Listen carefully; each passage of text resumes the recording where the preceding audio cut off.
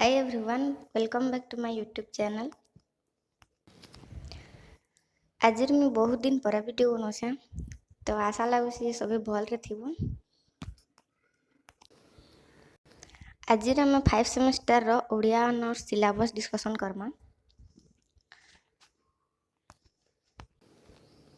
सबू कॉलेज में तो प्राय क्लास मन स्टार्ट हो गला न तो आम सिलेबस के जानिनु बोले फास्ट अच्छे पंचम पर्याय बा सेमेस्टर भी जेन के हम पंचम सेमेस्टर कहसु।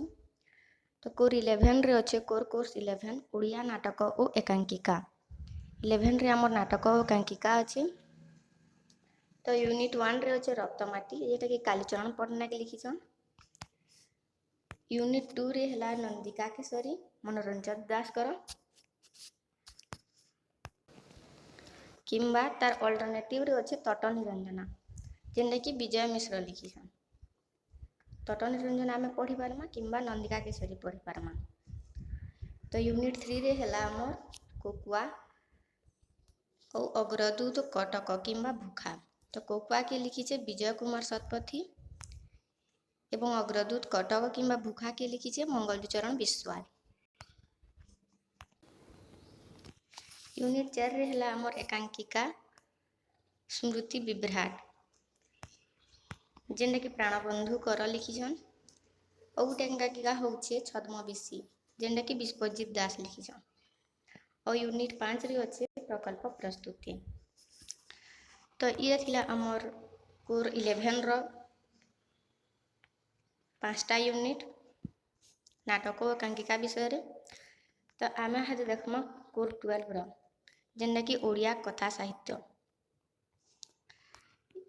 कोर 12 रो यूनिट 1 रे काण अच्छे ओडिया कथा साहित्यर विकास क्रम। ओडिया कथा साहित्यर विकास क्रम सेकेंड यूनिट रे अच्छे 6 माण 8 गुंट जेनटा कि फकीर मोहन सेनापति उपन्यास।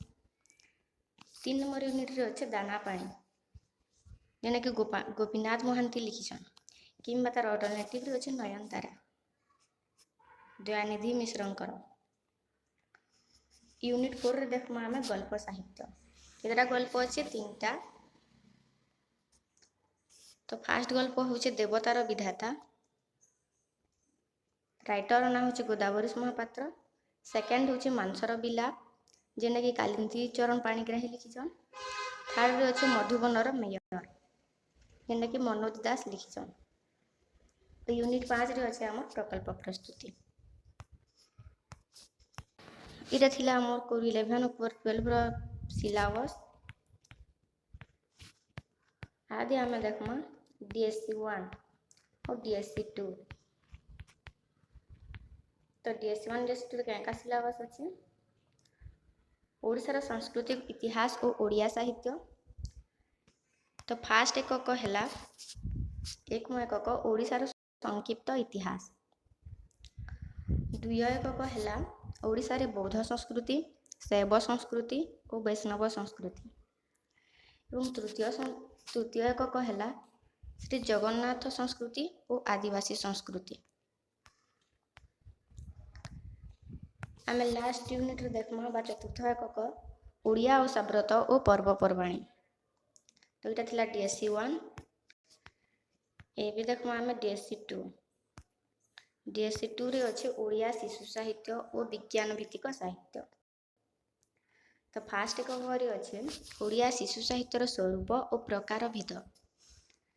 सेकेंड यूनिट रे अच्छे बा द्वितीय एकक ओडिया विज्ञान भित्तिक साहित्यर स्वरूप और प्रकार भेद।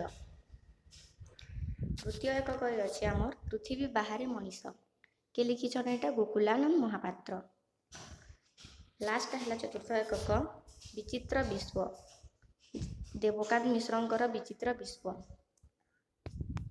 तो ये थिला आमर 5 सेमेस्टर रो कोर 11 12 और DSC 1 DSC 2 रो सिलेबस।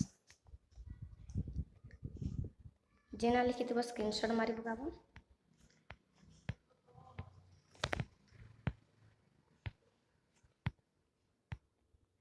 तो आम यूनिट मन को लेकर वीडियो ले अपलोड करमा। आज लगी एतकी धन्यवाद।